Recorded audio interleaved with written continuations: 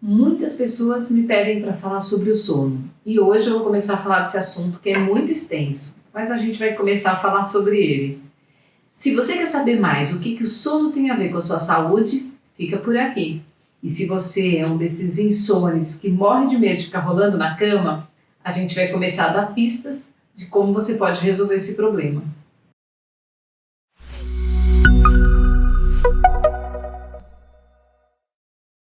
Oi, meu nome é Clara Aires, do Orientação Integrada de Saúde. E hoje o assunto é sono. Uma coisa importante de saber é que o sono é um dos 4 pilares da saúde. E ele está completamente envolvido com a nossa saúde e a nossa alegria de viver. Muito mais do que a gente imagina.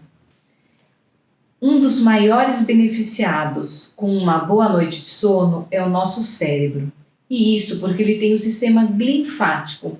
Esse nome não é muito comum, mas você conhece um sistema que tem uma atuação semelhante, que é o sistema linfático, que é o responsável por levar os resíduos, as toxinas, para longe do nosso corpo, né? Ele vai fazendo a remoção desses resíduos.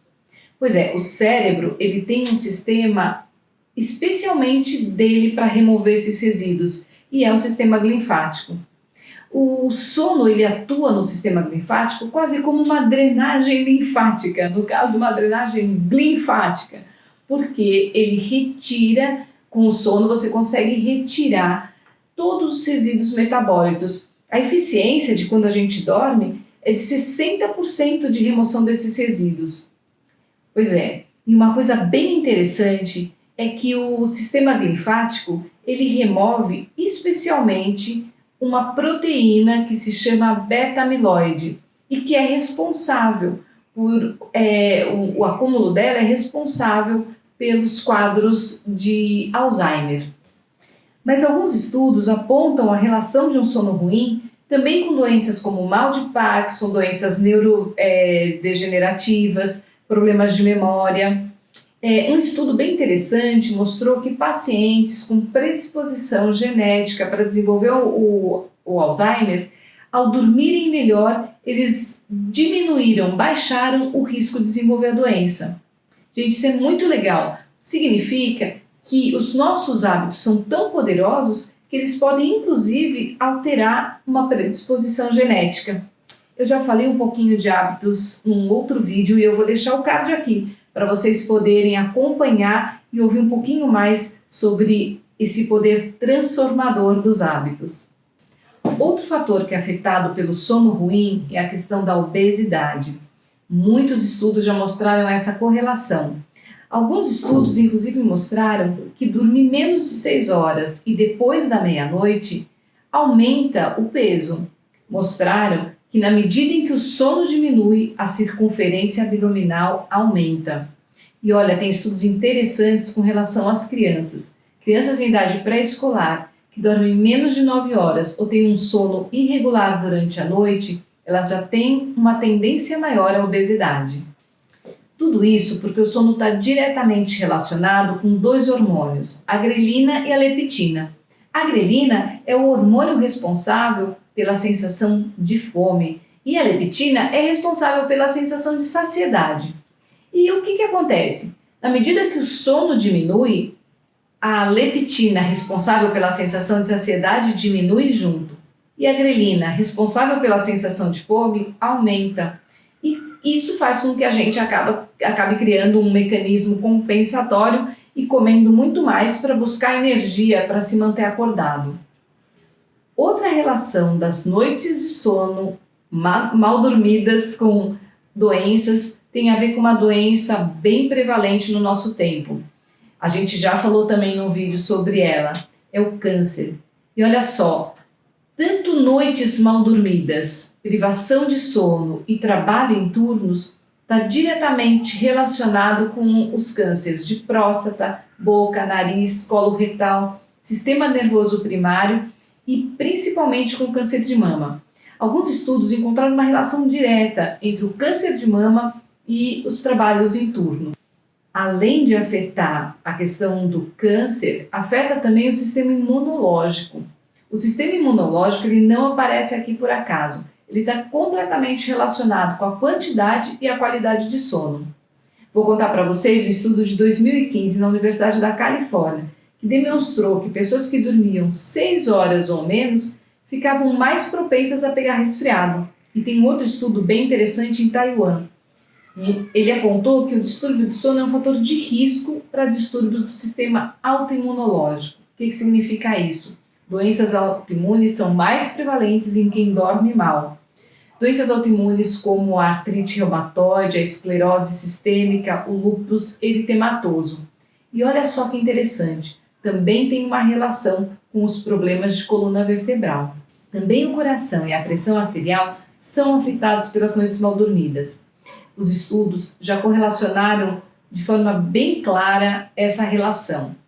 Olha só, estudos mostram que sono ruim aumentam o risco de infarto, o AVC, que é o acidente vascular cerebral, que as pessoas chamam às vezes de derrame, e também a fibrilação atrial, trombose e embolias. Tudo isso já está bem demonstrado dentro dos estudos. Pesquisas mostraram, por exemplo, que pacientes que foram tratados da apneia do sono reduziram em 50% o risco de fibrilação atrial. Gente, e como muitos de vocês já devem ter percebido com vocês mesmos ou com pessoas próximas, uma noite mal dormida afeta o seu humor. As mães têm razão quando falam: "Ai, meu filho quando não dorme fica tão chatinho", fica mesmo. Afeta diretamente o humor. Eu sou uma prova disso, eu fico super mal-humorada quando eu não durmo direito. Mas olha só, gente, não é só com relação a esse humor de dia a dia. A dificuldade de dormir, a qualidade do sono afeta diretamente os casos de ansiedade e depressão, alterando bastante a qualidade de vida dessas pessoas. Por isso, melhorar a depressão e a ansiedade envolve um cuidado especial com o sono. Acordar muitas vezes à noite, independente da causa, traz emoções negativas e pior humor. Mas pior do que poucas horas são as interrupções.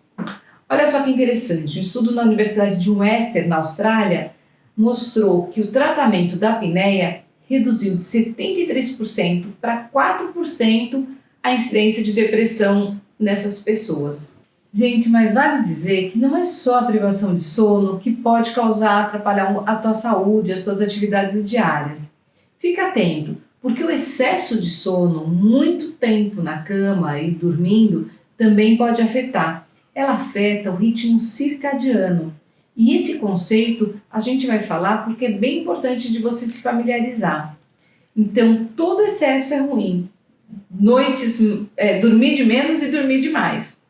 O que é o ritmo circadiano? O nosso corpo libera substâncias durante um ciclo de 24 horas.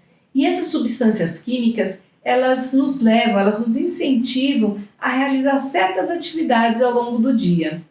Esse ciclo, que é chamado de ritmo circadiano, mas também é chamado de ciclo de sono-vigília ou relógio corporal, ele é responsável por quase tudo que a gente faz, quase tudo que acontece no nosso corpo. Então, assim, há um ciclo interno, natural, que é projetado para regular a nossa sonolência e a nossa vigília, nosso estado acordados e nosso sono, o tempo que a gente leva dormindo. E isso por um período de 24 horas. Esse relógio interno vai acertando as horas internamente com sincronizadores externos. Ou seja, o nosso relógio interno, ele se relaciona com um relógio externo da natureza. E o principal sincronizador é o Sol, mas não é só ele que tem influência. Outros sincronizadores também têm efeito, como a temperatura, o sono e elementos que são ligados aos nossos hábitos, como o horário que a gente come, as nossas atividades sociais, os nossos exercícios. Tudo isso acaba atuando como sincronizadores das nossas atividades externas e da atividade interna do nosso corpo.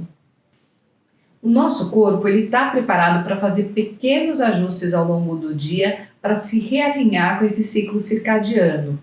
Mas o problema é quando existem mudanças muito bruscas. E uma delas, que a gente consegue ver claramente, são quando a gente faz viagens muito longas de avião e a gente acaba mudando o fuso horário e tendo uma reação que a gente dá o nome de jet lag, que são aquelas reações, aqueles incômodos físicos e psíquicos que estão relacionados com essa mudança brusca dos ciclos, do nosso ciclo interno e do ciclo externo. Apesar de ser uma mudança brusca, a gente, como isso não acontece sempre, não tem uma frequência, a gente consegue lidar bem com essas mudanças. O problema é quando essas mudanças acontecem de uma forma crônica, com uma frequência grande, com uma frequência alta. E isso a gente consegue perceber claramente nas pessoas que fazem os trabalhos em turno. Então, o trabalho em turno é um fator bem complicado para alinhar, que perturba, né, o ciclo circadiano, o ritmo circadiano. Então, o que acontece? A ciência ela até tem tentado encontrar maneiras de minimizar esse efeito, mas infelizmente isso ainda não está muito desenvolvido, não se encontrou ainda nem medicamentos, nem práticas que consiga realmente preservar essas pessoas. Então, qual que é a recomendação que eu dou para quem trabalha em turno? Faça algumas práticas bem específicas que podem talvez te ajudar no dia a dia. Atividades como meditação e relaxamento podem ter efeitos benéficos. E uma coisa que eu recomendo é que você tente criar uma rotina bem certinha de comer, o horário de dormir, o horário de acordar, a prática de exercícios, que essas rotinas elas sejam muito bem estabelecidas para que você tenha um mínimo de impacto nesse ciclo circadiano.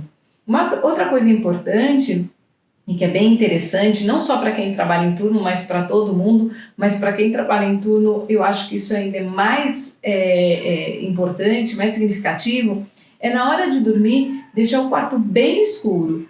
Fecha a janela, fecha a cortina, tapa a fresta da porta para não entrar luz, para que realmente você tenha o ambiente bem escuro e possa relaxar de verdade. Uma coisa que a gente tem para dizer com relação ao tempo necessário para ir dormir é que isso varia bastante, mas existem já algumas definições dentro do universo científico com relação a isso. Em 2014, a National Sleep Foundation revisou as recomendações sobre a quantidade de sono por faixa etária. Então, vocês estão vendo aí uma tabela e você consegue conferir essa relação, né? Quanto tempo de sono para cada faixa etária. Então, eu vou deixar também na descrição desse vídeo o link da fundação, né, do National Sleep Foundation, para que você possa conferir o parecer oficial sobre essa divisão. Mas, gente, sem neurose. Olha só, as pessoas têm as suas individualidades, as suas particularidades, e o princípio da individualidade tem que ser respeitado. Então, uma referência interessante é você observar como é que você está. Se você passa o dia com muita sonolência, como é que está a tua saúde, como é que está a sua disposição, como é que está a sua alegria de viver. Então, todos esses fatores, eles são mais importantes do que a tabela. De qualquer forma, eu vou deixar também aqui na descrição uma tabela, um teste que você encontra no site do Instituto do Sono. Ali você consegue fazer um teste e observar como é que está, em que nível está a sua sonolência. Então eu vou colocar o link aqui na descrição para você fazer esse teste. Mas olha, se você não está se sentindo tão bem assim, com relação às suas noites de sono, não fique em pânico. A gente vai começar aqui agora a falar um pouquinho mais de como você pode melhorar isso. Mas quimicamente, o que acontece? Quando a gente fala em sono, muitas reações acabam acontecendo no corpo e a gente tem uma série de substâncias envolvidas nesse momento que a gente mergulha no sono. Mas eu queria destacar duas personagens principais, assim, as protagonistas, no meu ponto de vista, dessas reações químicas que acontecem no corpo e que acabam afetando o sono. Uma dessas personagens é a adenosina. A adenosina é um produto secundário de economia de energia e na medida em que aumenta a sua concentração no corpo, você vai ficando cada vez mais sonolento. Então, existe uma relação direta da progressão da adenosina com o seu sono.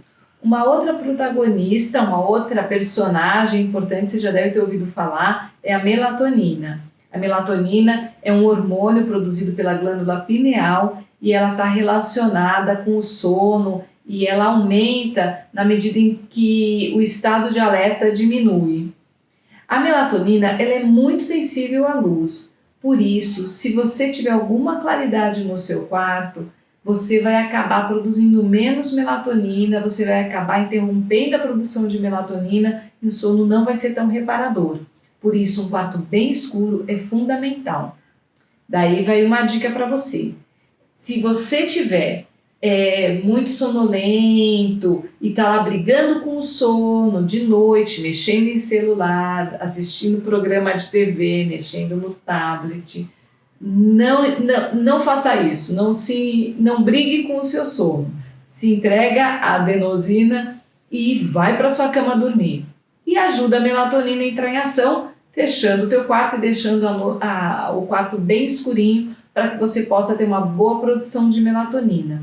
Uma dica importante é que se você estiver no seu quarto e colocar a sua mão ali a 1 palmo de distância e você ainda conseguir ver sua mão, é porque não está escuro o suficiente. Escurece mais, põe cortina blackout, veda o rodapé da porta e deixe esse quarto realmente bem escurinho. Tire do seu quarto celular, rádio, relógio, qualquer coisa que fique na tomada. Jamais deixe no seu quarto o celular carregando. Isso é altamente prejudicial. Uma coisa bem importante de saber é que a cafeína ela se liga aos mesmos receptores da adenosina.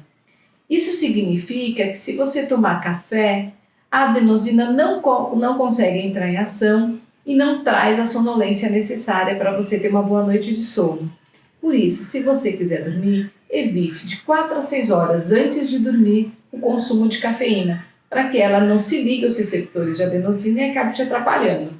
Bom, e como a gente falou da importância dos ritmos circadianos, uma boa sugestão é, ao acordar, abra a janela, olhe para o céu ensolarado e deixe a claridade entrar no seu quarto. Você vai estar ajudando a esse grande sincronizador do ritmo circadiano, que é o sol e que é a claridade do dia, a te ajudar a dormir muito melhor quando chegar à noite e a organizar todos os seus ritmos circadianos, os seus ritmos internos, sincronizando eles com os ritmos externos. Gente, sono é um tema que eu venho pesquisando que me interessa bastante. Para esse vídeo eu fiz algumas pesquisas e estou deixando algumas das minhas consultas aqui embaixo na descrição desse vídeo. E estou deixando especialmente, quero destacar para vocês o link do livro do Dr. Chris Winter, A Solução Definitiva para Dormir Bem. Estou deixando a capinha do livro aqui para vocês se familiarizarem e na descrição o link, você clica ali, vai direto para o site da Amazon. Mas vale a pena, gente. É um livro que acho para mim a melhor novidade desse ano, de 2019, sobre sono. Realmente é esse livro que tem informações excelentes, desde dicas básicas até um assunto mais profundo sobre estudos do sono e todas essas variáveis. Vale a pena. O Dr. Chris Winter é neurologista, médico especializado em sono. Então, confere aí essa leitura. E olha, se você gostou do vídeo, dá o like. E se você acha que conhece alguém, se você acha que esse vídeo pode contribuir com alguém que tem dificuldade com sono, compartilhe o vídeo. Também, se você não está inscrito, se inscreve no canal, ativa o sininho para receber notificações, assim você fica sabendo de novos vídeos que surgem por aí. E se você quer comentar, pôr dúvidas, perguntar alguma coisa, é só escrever aqui embaixo, eu vou ter o maior prazer em responder para você. Quero muito saber como você tem lidado com o seu sono, como você tem, se você dorme bem ou não, se você trabalha por turno, conta aqui pra gente saber, tá certo? Bom, gente, acho que era isso. Continua me acompanhando para a gente ficar mais pertinho nos outros canais. O Instagram, o Facebook e o meu site claraaires.com.br. tem o meu blog, e lá também tem artigos, tem sempre informações sobre saúde, qualidade de vida, bem-estar, autoestima, autoconfiança, sentido de vida, sempre a partir dos 4 pilares da saúde. Ok, gente, até o próximo vídeo e muito obrigada por ter assistido até aqui. Beijo para vocês, tchau!